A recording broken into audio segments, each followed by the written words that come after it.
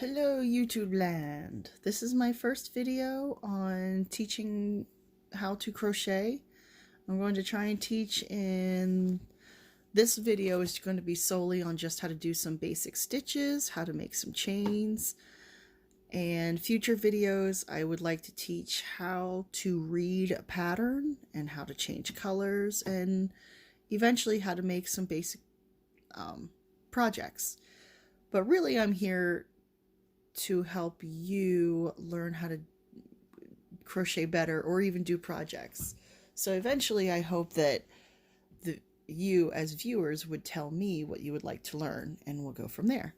All right, so first I'm going to teach you how I knot onto my crochet hook.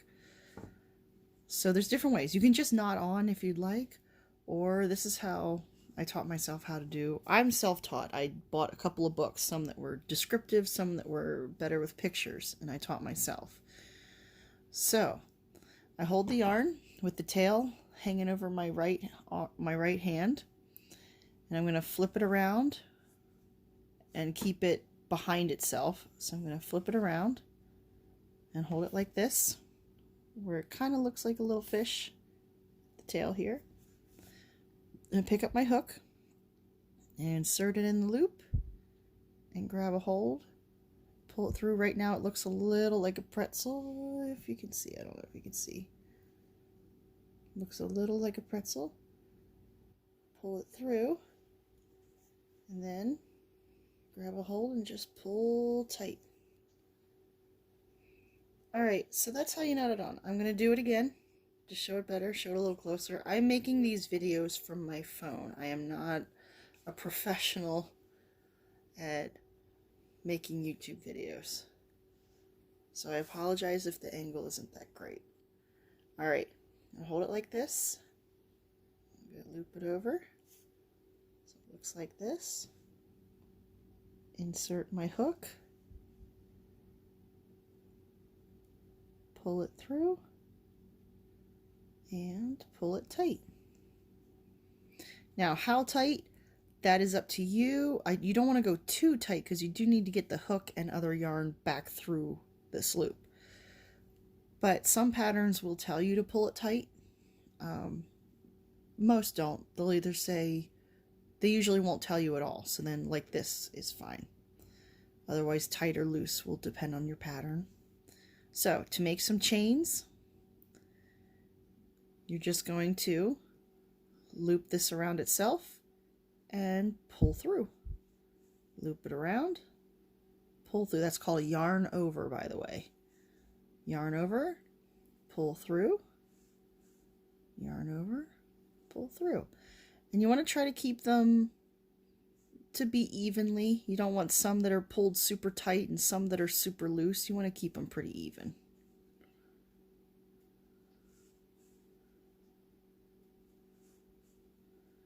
All right. So when a pattern says to do, we're going to do single crochets now. And when your pattern says to do single crochet in the second chain from the hook.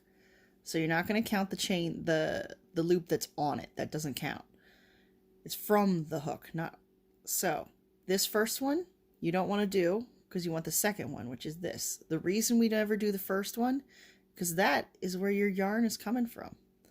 You insert in there, you're just going to keep pulling the same yarn through itself, and that would not work in your favor. So we're going to do the second chain from the hook. So you got 1, 2. So you're just going to insert in and yarn over your hook, pull it through. Now you've got 2 loops on your hook. So to make this single crochet, you're just going to yarn over again and pull through both loops. Now how you hold your yarn, I am holding it, if you notice I've got it looped under my middle finger. That's how I keep it secure. I've seen some people do it where they hold it like this and they loop it over their pointer finger like this. A lot of people do it that way. I'm different, so I do it a little bit different. All right, we'll single crochet the rest of these chains that I made. Insert your hook, pull up a loop, yarn over on through both loops. Insert, pull up a loop,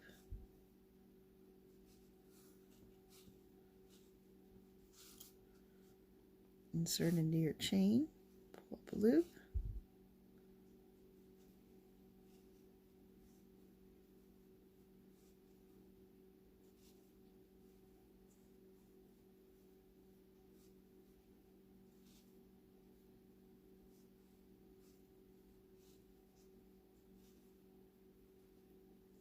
all right, we made it to the end. Oh, and the way you can tell if this last one, some people get confused as to what their last stitch is.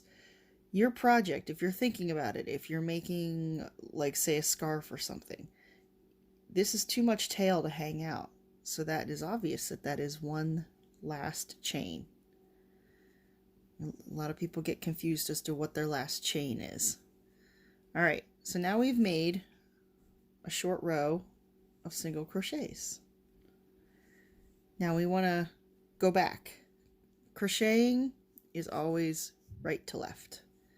So you're going to just chain one, and you're going to flip the whole project around and crochet right to left.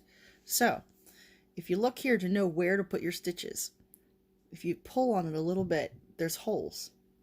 That's where all your stitches are. If you look at it this way, it looks like a braid, and you're going to be inserting your hook underneath each braid. So to do our first one, we're going to do more single crochets. You want this first hole where this first braid is.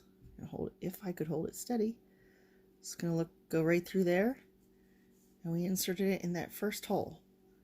And you're just going to yarn over, pull through. So now you have the two on there again, yarn over, and pull through two again. We'll go to the end of this, and then I'll show you how to make a double crochet. So your next hole, yarn over, pull up a loop, yarn over. A lot of times the chain row is the hardest to do your first row of stitches because you have nothing to hold on to but chains. Once you get more stitches there, the project is so much easier to hold on to. It's easier to see where your hook needs to go. In this video, I'm not making anything specific. We're just working on stitches. We can do cool projects later. Oh, and by the way, when you get to the end, it looks kind of like this. There is a stitch there, because remember you chained one at the very end. You can always play around with it. It's just yarn. It's flexible. And you have that last braid.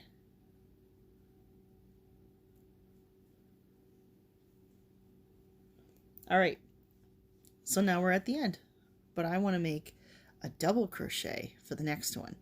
Most patterns will tell you to chain 3, and that counts as your first double crochet. I'll show you that first. Chain 3, 1, 2, 3. And then we turn the whole project, or you can turn it first. Some people turn it first.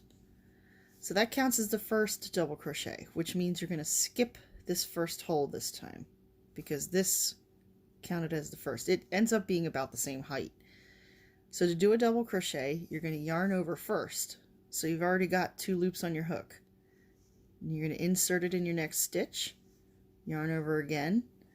Now I've got 3 loops on my hook, but doing a crochet, you only want to go through 2 at a time. So you're going to yarn over, and you're going to go through 2. You still have 2 on there. Yarn over again, and go through the last 2. That is a double crochet, because you did it twice.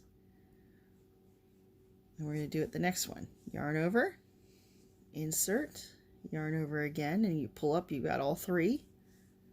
Go through 2, yarn over again, and go through 2. And just keep doing that to the end. Yarn over, insert,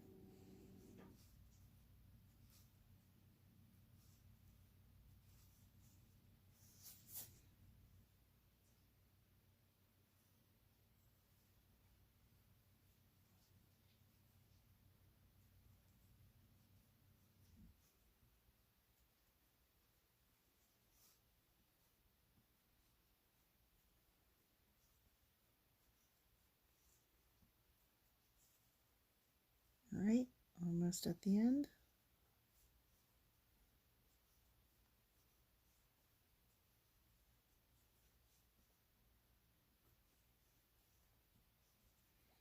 All right, we reached the end. Now, the chain 3. This is why I prefer to not do the chain 3 thing, even though all your patterns will tell you. You'll have this perfect row of double crochets that all look the same, and then you have this chain 3 hanging out here that looks different, and it kind of leaves a little hole here. So what I like to do, just me personally, is I like to chain just 2. And you flip the project around and then just start doing all your double crochets in each stitch. So then you won't have that gap at the end. So I'm going to yarn over, insert in, pull up. They kind of go together. This is why I like doing this instead. There's no gap. It's a little bit thicker of a stitch, and that's all the difference it looks, to me anyway. It's up to you. If you follow a pattern, if you want to follow the pattern to a T, then you'll do that. You'll do your chain 3 counts as your first double crochet. I just personally like doing it a little different. And that's all my videos will be. I'll teach you how you're supposed to do it, what your directions say, and then I'll show you if I do it a little bit differently, what I've preferred. Like I said, I am self-taught.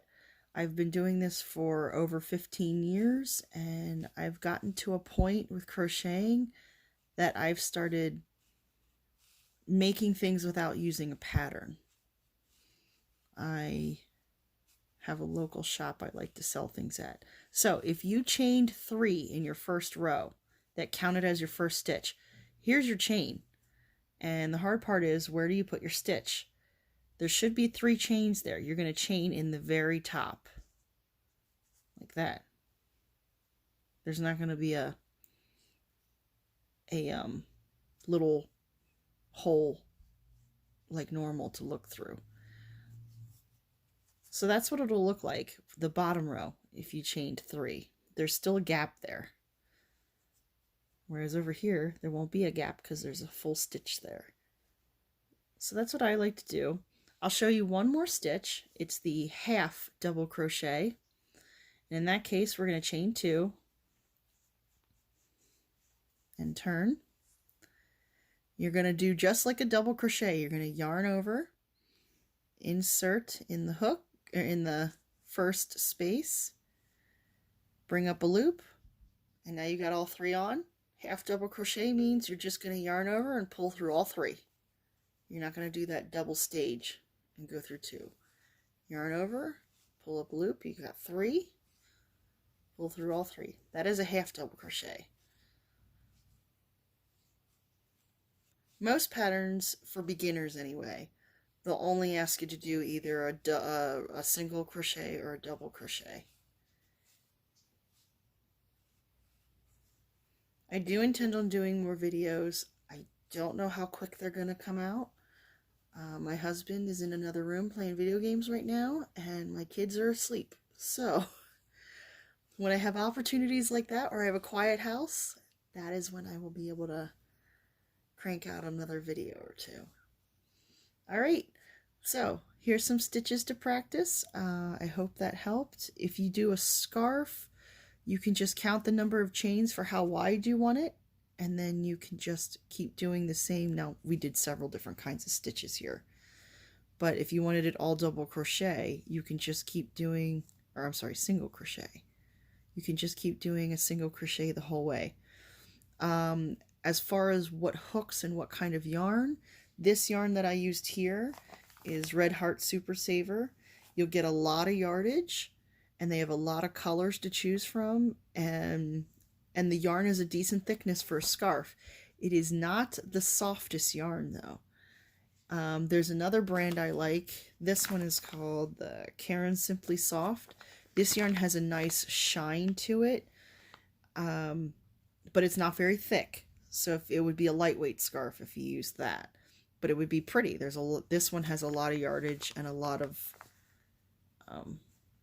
colors to choose from as well. But like I said, it's thin. And This yarn, if you're making a washcloth, you can do some of the stitches we did today and just, you won't have to go as long. This is, Walmart sells this brand, Peaches and Cream. There's also one called Sugar and Spice, I think, maybe. It's 100% cotton. It is great for making washcloths out of, because that's what it's made for. It's thick. It doesn't have a lot of give, though. It won't be stretchy. But it's thick and it's tough yarn. And you might wonder, if you go to pick up some hooks come in many sizes. Most hooks, it depends on what you're making. Thicker yarn, you're going to need a bigger hook. Thin yarn, you'll need a thin hook. Most beginner patterns want you to use either this G hook, which is 4 millimeters, or an H hook, which is 5 millimeters, or an I hook, which is 5.5 millimeters. I can go more into detail when I start teaching how to use patterns as to the difference of these. But like today, I use the I hook for the Red Heart Super Saver yarn. If I was using this Caron Simply Soft, I would use either the G or the H. There are plastic hooks and there are aluminum hooks. I prefer the aluminum hooks. They slide on the yarn better. They don't make any weird like pull noises that the plastic ones you make. So I prefer aluminum. If you have any questions, feel free to comment. I will get back to you as soon as I can. The next video I make, I intend on teaching how to read a pattern and maybe switching out a color. But if you'd like to learn something else, I will do my best to try to help you out with patterns. I am just here to help. All right. Have a good day, and I hope to see you soon.